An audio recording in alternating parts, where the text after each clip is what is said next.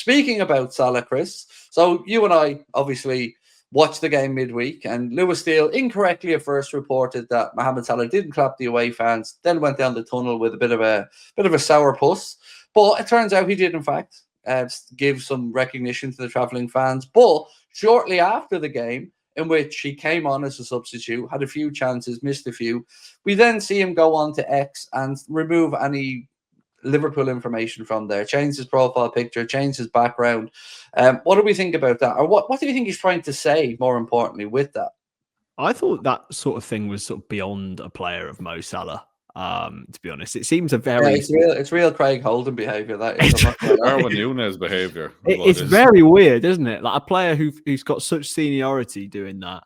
I honestly couldn't tell you what's going on in Mohamed Salah's head because I'm not a psychic, but I do think he's been getting deserved criticism, all season for his performances. It's not been good enough. I've stuck up for him a lot, but it's even clear to see that even on Wednesday when he came on, it just sort of wasn't there. It's still not clicking for him, where it has done every other season. So it must be something to do with the vitriol he's faced. And on the back of it, it's actually gone on to, a lot of people coming out and overtly supporting him on Twitter as well, which I think he'll probably see that and see like, look, I am still valued, but it doesn't excuse the performances that have occurred this season. It's for me, Connor, I find it a strange one. Look, I would echo what Chris said, and it's great to see people come out in support of Mo.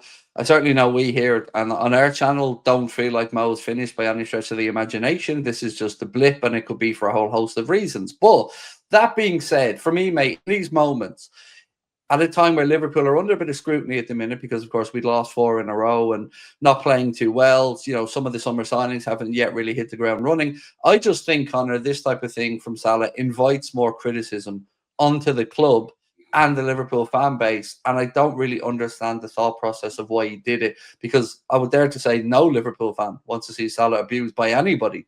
But I think, as Chris touched on, a fair critiquing or criticism of a poor bit of form should be acceptable for anyone.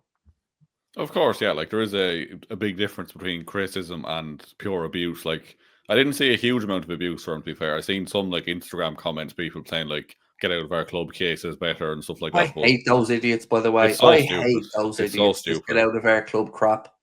It's all stupid. But like we said, it's just like you just think Mohamed Salah of all people will be above the whole like just social media. I don't know what the word is, but just the bollocks. Bollocks. Just the nonsense around it, like just kind of this like mystery around. Ooh, why do you do this? Why do you do that? Like it's very out of character for him, and it's hard to realize. It's hard to know if it's like targeted at the fans sending abuse to him. Is it just to draw attention to the fact that he was dropped to put pressure back on the manager to start him again and make sure it doesn't happen again? Like it's just bizarre, and especially after like the 4 losses and the bounce back with a 5-1 win, and then most of the headlines is about the fact that Salah changed his profile picture on X. Like it's drawing attention away from the positives, and it is just like you said, just allowing criticism of him, allowing criticism of the club, and just bringing more negativity to a time where we have enough of that already.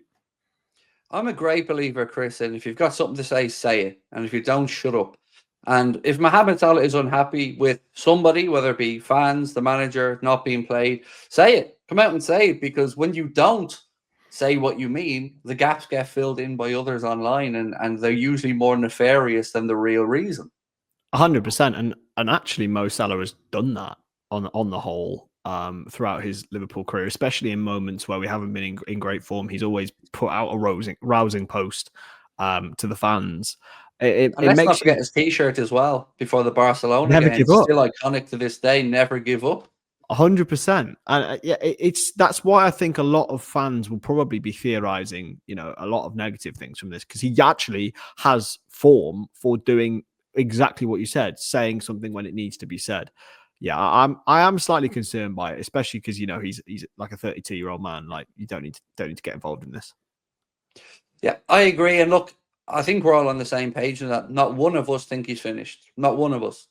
But we did, Connor, I shared with you just before the stream a heat map that Sky Sports had put up. And I did find it very interesting because Mohamed Salah is operating wider than he usually did. Certainly from last season, he was in the penalty area on the right-hand side a lot more than he has this season. So there are, of course, extenuating factors. And I think, mate, none of us really get angry at a player who's pissed off when they get substituted or pissed off if they don't play well. I mean, you want that from them because, they care. It's important to see that. So I don't think any of us are annoyed that, Salah had a bit of a strop. I mean, we all do, and it's perfectly normal. But his form, it's hard to figure out exactly what it is. Of course, every conversation we have this season will be caveated with the devastating loss of Diogo. And some players, of course, will struggle with that more than others or maybe take a little bit longer. So no problem with any of that conversation. But nobody should be above criticism. And Mohamed Salah has set incredibly high standards.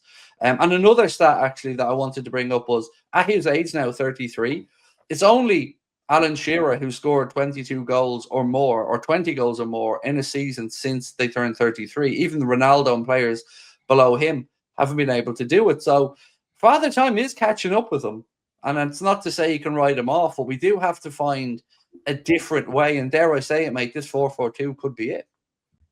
Yeah, we touched on this a little bit earlier, just chatting off camera. Just the fact that this could suit him if he's playing up front in a 2. It really gets him into those positions. The other night, he missed a few chances, but at least he got the chances. A fully fit and firing Mo Salah with confidence buries at least 2 of those. So it could be a solution, like I said. And he's been isolated out on the right, obviously, from that heat map. You can see he's not getting into the box as much as he used to. Arna touched on today the fact that Trent isn't behind him anymore. Maybe that's affecting his positioning. Maybe he's having to drop a bit deeper to get the ball in the first place, and then he's not getting into the box. So, like you said, I probably wouldn't start him against Brentford, but if he does, I hope he is in a 2 up front and he really just gets a lot of service in that area rather than sticking him out wide, because whatever he's doing is just not working. So if he is going to be in the team still, then at least make a change and put him in a different position. So pull him alongside the likes of Hugo Ekitike or an Isak. He'll be starting tomorrow, obviously, but I think that could be a very interesting thing going forward. So I want to move into the 4-4-2, Chris, that we'd seen against Eintracht Frankfurt, because I think it made us look more balanced. And like myself and Connor have said, it also feels like now that Isak's potentially a doubt for the weekend, it could be a great chance to see what a lot of us have asked for a while, which is Mo to be shifted in central, a la Cristiano Ronaldo as he got a little bit older as well. This could actually benefit Mo as well, as galvanizing the team, because against Frankfurt, who we have to say are, they were there for the taking. They haven't been in great form, but we still had to go out there. We went a goal behind. They didn't let the heads drop. Your take on the 4-4-2, and just to follow on, do you think that it would be something that would suit Mo?